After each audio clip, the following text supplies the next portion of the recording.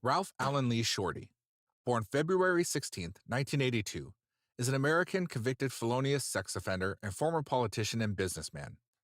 A member of the Republican Party, he was elected to the Oklahoma Senate in 2010, defeating several challengers in primary elections, re-elected in 2014, and served his term until 2017. Shortey advocated family values during his campaigns and was known for his imposing body structure. During his tenure, he established a Republican consulting firm. Shortey was the state campaign chair for Donald Trump in the 2016 presidential election. So other than this, you doing all right today? Yeah, all right.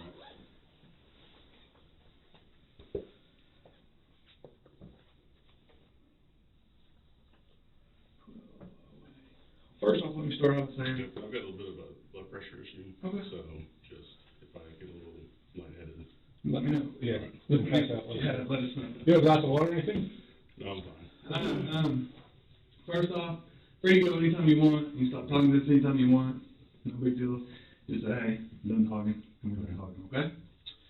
And we'll let you out. Let us know if you have any lightness, Okay. and anything like that. Any medical attention, we'll get you out of here and get it for you real quick.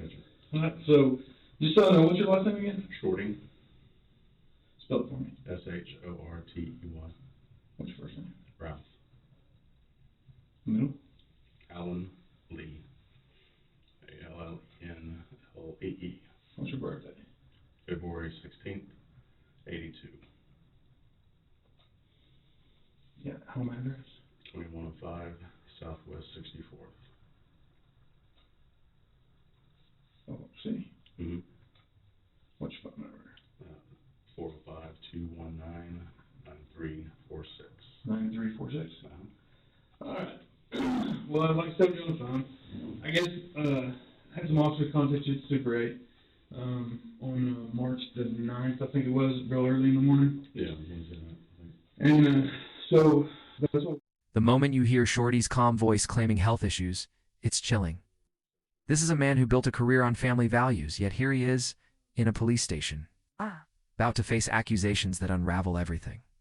The irony is, staggering, how does someone championing morality end up in a motel with a minor? It's not just a fall from grace, it's a betrayal of trust. As we dive into this case, you'll see how lies and power can twist someone's reality, leaving victims and communities to pick up the pieces. Let's unpack this hypocrisy together. Inside, talking, and, we heard a bang on the door. I honestly didn't know who it was, couldn't see through the keyhole, or the peephole. And so, the young man I was with, I know has, I've known him for, we've been talking, he's come to the coffee shop that I operate a couple times. I've even had him over to my house, play video games before. Had no idea, told me when I first met him that he was 20. And so when they first got there, I didn't know what the issue was. Didn't know if it was, somebody trying to get in or what. Mm-hmm. So, I asked them, they said it was a wellness check or something like that, and I said, hey, I'm fine. And they were persistent, and then I could finally see a badge, one of them. And then they said that there was a minor inside the room. Obviously, I had no idea when I first met this young man. He told me he was 20 years old. Like I said, we've been talking on the phone for a while. He, in fact, for a few months, he even told me that he went to California to try to get in the music industry or something. So that was when I opened the door. It just didn't make any sense to me why, there'd be a, Police there. Actually, what I asked him was, I said, are you minor? And he said, no, let me go talk to them. I said, okay.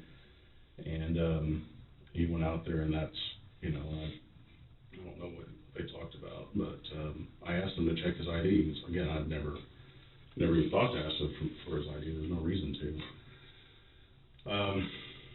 So anyway, I guess after that, one of the men, Sergeant something, I can't remember his last name, he's bald. He lectured me quite a deal. At that point, I was, again, blood pressure, couldn't even really, I don't even honestly remember what I said to him, a little bit, I think. And, I just needed to not have a stroke. So I was caught off guard by that. I think they asked me at some point if they could search the room. I had my computer bag with me, and one of the men searched my computer bag as well as the room. As far as I know, there was nothing found. So that was that. Okay. So they said they, pardon me. They said they smelled weed in the room. Were y'all smoking weed or anything like that? I was not smoking weed. Was there any in there? No. Okay. Again, I asked them to search. They wanted to search my bag. So I don't remember. I think he needed a place to stay for the night. Mm-hmm. I think he had a bag with him. I don't know if they searched that. Okay. I did not. Kick. You know what that is? Mm-mm. Okay. Well, there's a pretty lengthy conversation on his tablet that he says is with the guy that is you, that he that is online, or the kick ID is Jamie Tilley, and you told the officers that night that that's what your online. He calls me Jamie, and I'm not sure why. Okay. And anyways, so we've got a conversation between him and this Jamie Tilley about, he says, I need money for spring break. Jamie Tilley says, I don't really have any legitimate things I need help with right now. Would you be interested in sexual stuff? He says, yes. This goes on about how I come get you, blah, blah, blah. We go on. He says, he starts calling this guy Daddy. He says, hurry up, Daddy. I'm super horny. On March 16, 2017, Shortey was charged by the Cleveland County District Attorney with 3 felony counts: soliciting of a minor for prostitution, prostitution within 1,000 feet, 300 meters, of a church, and transporting someone for prostitution after he was caught with a 17-year-old boy in a motel room in Moore, Oklahoma. Police reported a strong odor of raw marijuana emanating from the room. According to an affidavit, the duo told police they had brought marijuana with them, which Shortey said they were smoking when police arrived. Video from their arrest, released by Moore Police, shows Shortey in the motel room wearing a t-shirt that reads, "Now go make me a sandwich." Above a cartoon drawing of a sandwich, it cites Ephesians 5:22, a Bible verse that calls on women to obey their husbands. Police said that they discovered sexually explicit text messages between the duo in which Shortey called the teen baby boy and offered him cash in exchange for sexual acts. Shortey turned himself in the same day and was released on $100,000 bond. The FBI and U.S. Secret Service in Oklahoma City both confirmed that they had joined the investigation into Shortey, and the FBI conducted a search of his home. The age of consent in Oklahoma is 16, but under state law, engaging in prostitution with anyone under 18 is illegal.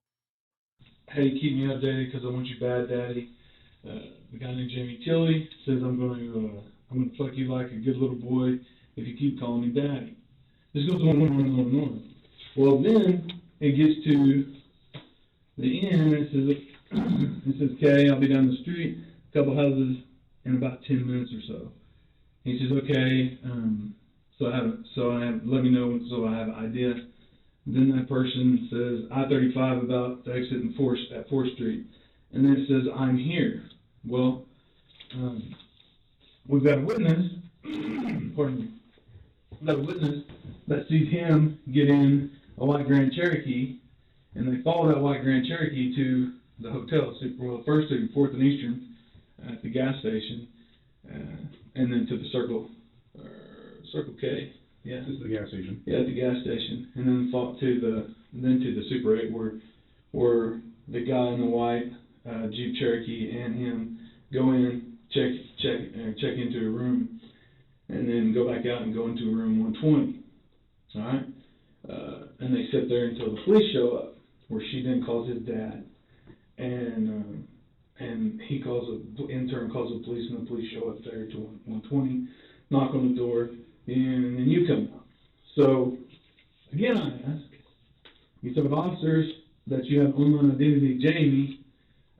This guy, or Hagen, saying that he was talking to you. We got a witness putting you, picking him up at the same time that this message is sent saying I'm here. So I kind of got to say that Jamie Tilley's you. It's not me. It's not you. Okay. We communicated by phone. Those text messages are gut-wrenching. Baby boy, daddy words that make your skin crawl when you know a minor's involved. Shorty's excuses feel hollow against this evidence. The law is clear. Prostitution with anyone under 18 is a felony in Oklahoma, no exceptions. What hits hardest is the minor's vulnerability, someone Shorty claimed to help. It's a stark reminder. Power can mask predation. Many others were hurt by this facade. This isn't just a crime, it's a violation of humanity. Let's keep watching to see how justice unfolds. I think you probably did based on what he's telling me, but things are what they are. Tell us the truth, get it out there, let's get this over with, get this behind us so we can all move on. Telling you that. No, you're not. You're telling us part of what happened, but you're not telling us what's going on. You told the officers there that you had an online identity of Jamie. He's talking about, you talk about in these texts when this kick account, about your kids and your kid being sick and your coffee shop and that you got customers left and that you close at 8. I mean, it's clearly you.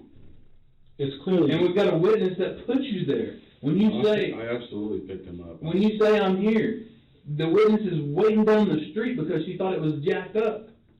She thought it was jacked up that he wouldn't tell her where he was going or anything like that. So she sits down the street and waits. And then she sees him going to the Super 8 hotel with you, and then she gets scared and wondering what the heck's going on, so she calls the police, or calls his dad, and then who in turn calls us. So here's the deal. We're trying to give you an opportunity, all right, to help yourself out here, all right? We have a electronic, we have his device, these are just photos of it. We actually have downloaded the entire device now.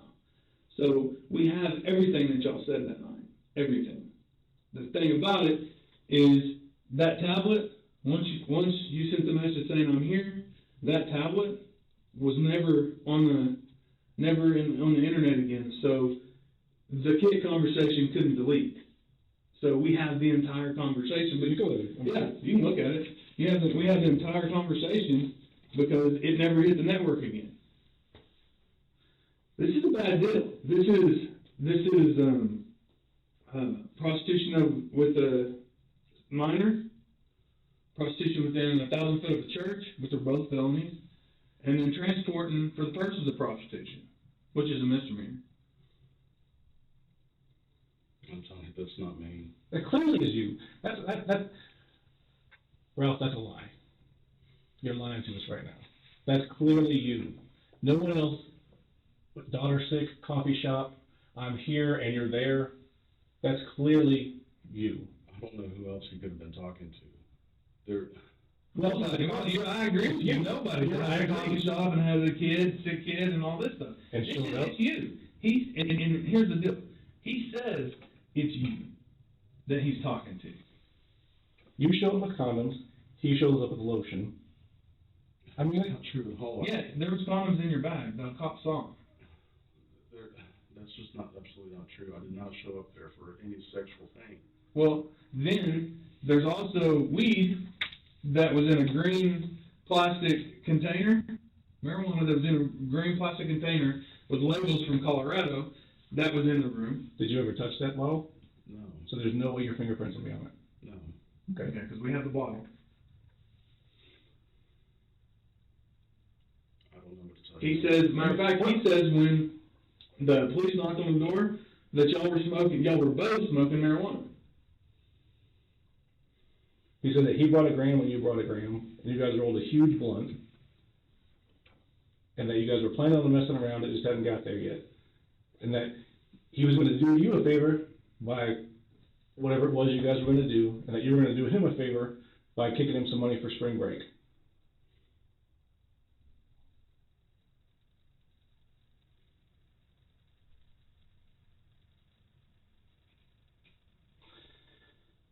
Ralph, Like I said, we don't think you're a bad guy. We think you made a bad decision.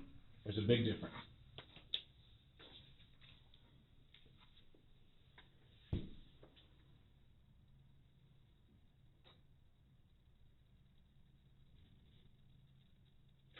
No, I just don't know why he would do that. I honestly don't know. Because it's true. It's not true. I mean, he's 17. And he He's lied about 17. that too. Okay, well, for all practical purposes, let's say he did lie about that, all right? Jamie Tilley is you, and I can prove it.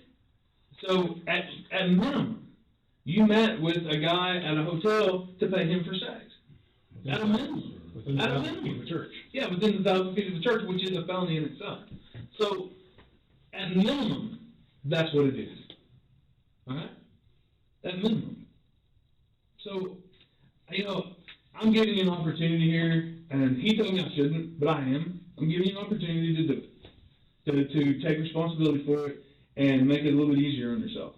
If you don't want to take it, that's fine. Okay? I can tell you what I'm going to do tomorrow. All right? First thing tomorrow morning, I'm taking this case to the Clinton County District Attorney's Office. Okay? I'm going to suggest that they file charges for solicitation of a minor, possession or solicitation, prostitution within 1,000 feet of a church, and transporting for the purposes of prostitution. Okay, and then they're going to decide whether or not they're going to file charges or not. Obviously, I've given you the opportunity. I'm giving you an opportunity to help yourself out, to tell us what happened. Everything I'm telling you, I can prove beyond a shadow of a doubt. So, I know that's why we're sitting here so strongly telling you you're lying, because we can prove the Jamie Tilley ID. We can prove that identity is you. I mean, amazing things that we can do with electronics and stuff like that. That we can recover and stuff like that with warrants and everything. So I'm telling you right now, but beyond a shadow of a doubt. And when hopefully you didn't take a picture of your dick with your phone, because that's going to tag it whenever you send it to somebody. No, I don't do that. Okay. Well, I wouldn't.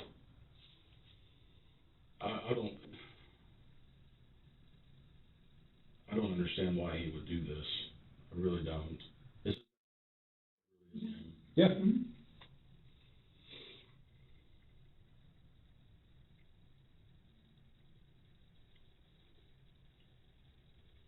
And he said he knows you because, like you're saying, coffee shop, all that. Said you guys smoked weed on the second floor of the coffee shop in the past. I just don't understand why he would do that. He has nothing to gain from this. Except screwing me. How does that help him? I have no idea. Yeah, I mean, He has nothing to gain. why would that I know screw that he's him? on probation or whatever. He has no idea who you are. He thinks your name is Jamie. He has no idea what your real name is. None. He referred to you as Jamie the whole time I'm talking to him.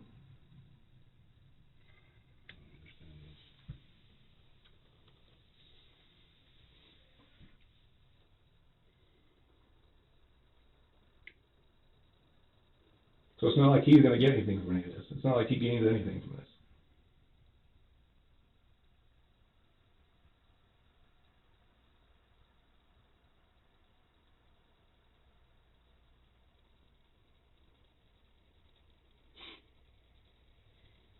Have you got your phone with you right now? No. Where is it at? Honestly, I lost it. Lost your phone.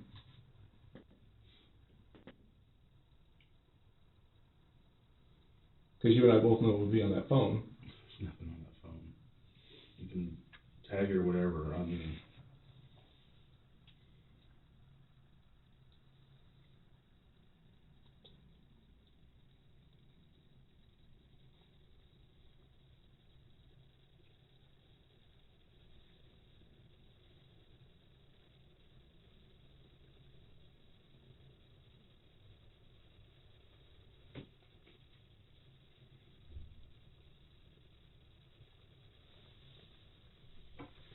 So other than kicks, how did you communicate with him? Did you email him? I don't think I've ever had his email address. Okay.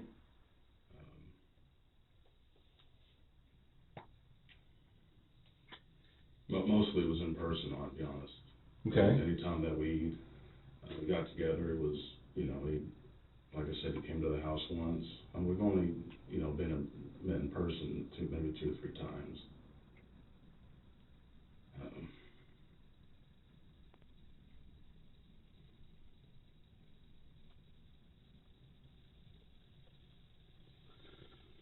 Prior to the evening that we're talking about, how much sexual stuff had you guys done together? Nothing. So that was going to be the first time? We weren't doing anything. I know, not when we got there you weren't, but that was the plan for that evening. Clearly it was. Sir, I'm telling you it wasn't. I don't have any legitimate work for you, or you're just doing sexual stuff. Would you be interested in any sexual stuff? He says yes. Then it gets worse on down through here. As far as talking about it. It says, at one point, I don't know, I may have said this earlier, I'm gonna fuck you like a good little boy if you keep calling me daddy. He goes, yes, daddy, please. Did you ever have sex with him? No, never. Did you ever give him a hand job? No. Did he ever give you a hand I've job? never even seen him naked or even asked. So, this is going to be the first time that any of that had ever happened. No, sir. Well, you can't help with this stuff. You can definitely help with my cock, though. That's another statement. I'm just going through reading what you wrote. Because I can prove that you wrote it. That's you. So I'm just letting you know so you know what's coming down the pipe. So how did you, if that's not you, how did you contact him last night, or that night? I think he called me. He doesn't have a phone. Sir, he called me. That's all I can say. I don't know. How did he know that you were outside?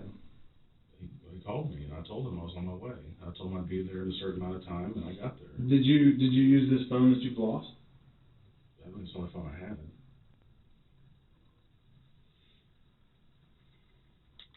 Okay. On September 5th, 2017, a federal grand jury indicted Shortey on 4 federal sex trafficking and child pornography charges, involving both the March incident and videos that Shortey was accused of distributing from his smartphone in 2012 and 2013. Shortey pleaded not guilty to these charges. After the federal charges were announced, the Cleveland County District Attorney dropped the state charges. What was that number? 265.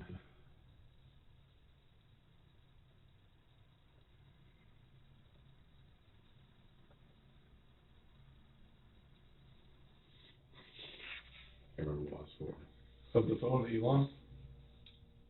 Oh, no, my phone was the number I gave you earlier. That's my cell phone. Mm-hmm. And that's the one that's lost? Well, I use Hangouts for Google numbers. I've always used them for all of my businesses. And so it would have been 265, I can't remember the last 4.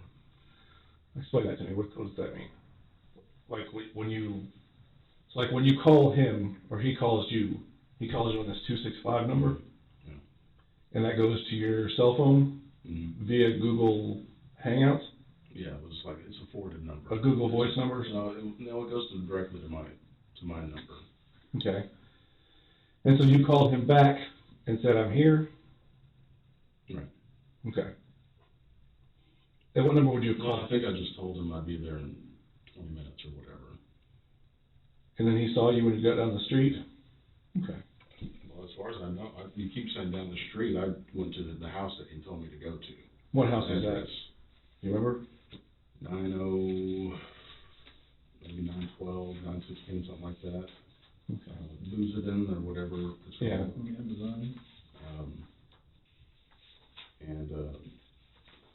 That's where he told me to meet him. And,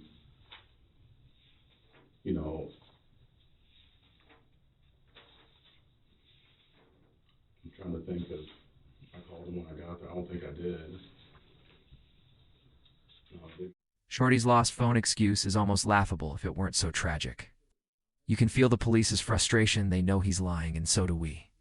The evidence is overwhelming. Texts, witnesses, even condoms in his bag. And he clings to denial, thinking it'll save him. It's a desperate act, but it exposes a deeper truth. People in power often believe they're untouchable. This case isn't just about one man. It's about accountability when someone's caught red-handed. Why do they still hide? See how the law finally A federal corners him. jury trial had been scheduled for December 2017. On November 19, 2017, Shortey reached an agreement to plead guilty on November 30th to one count of child sex trafficking. The prosecutor agreed to have the child pornography counts removed.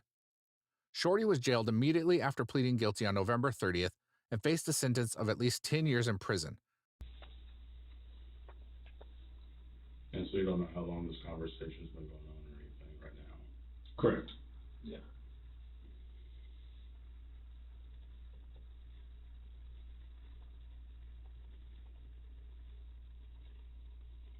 So basically, all that can happen is, at this point, is that we get more evidence about what's going on.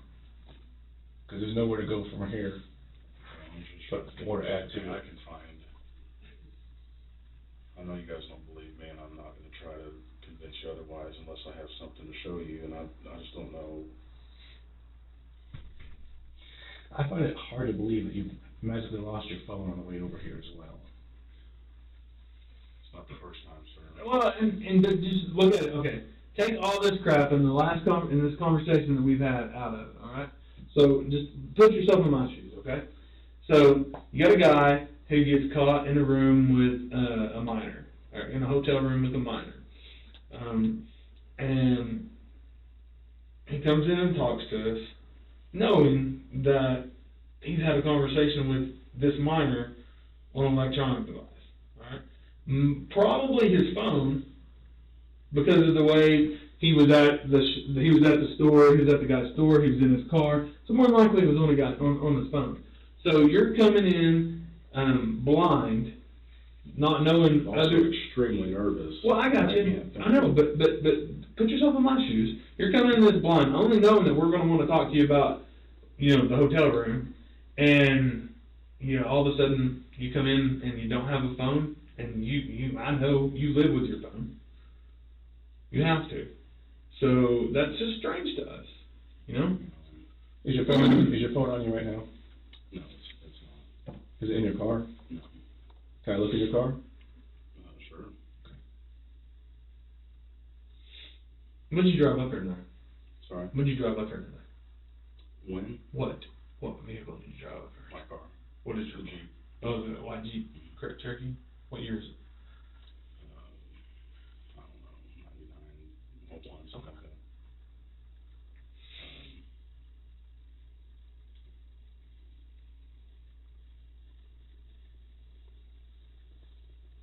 Have you talked to him since that night? No, I honestly would have loved to have talked. Since his guilty plea, Shortey was sentenced in Oklahoma City federal court on September 17, 2018, to a total of 15 years in prison and 10 years of supervised release. In sentencing testimony, Shortey apologized to his family, fellow Christians, and his constituents. His attorney, who said the sentence was fair, requested that Shortey serve it at a facility in Texas with a sex offender rehab program. The Bureau of Prisons placed Shortey at the Federal Correctional Institution, Seagoville, in Seagoville, Texas. In February 2019, U.S. District Judge Day Guisti imposed a restitution fine on Shortey. 15 years in prison, a $125,000 fine, justice served. But it doesn't erase the pain. Shortey's apology feels like too little, too late. For the victim, this wasn't just a bad decision, it was life-altering trauma. As a society, we must ask, how do we protect the vulnerable from those hiding behind authority? This case leaves a heavy weight, a reminder to stay vigilant. Thank you for watching this. Story matters, and so does holding power to account. Share your thoughts below.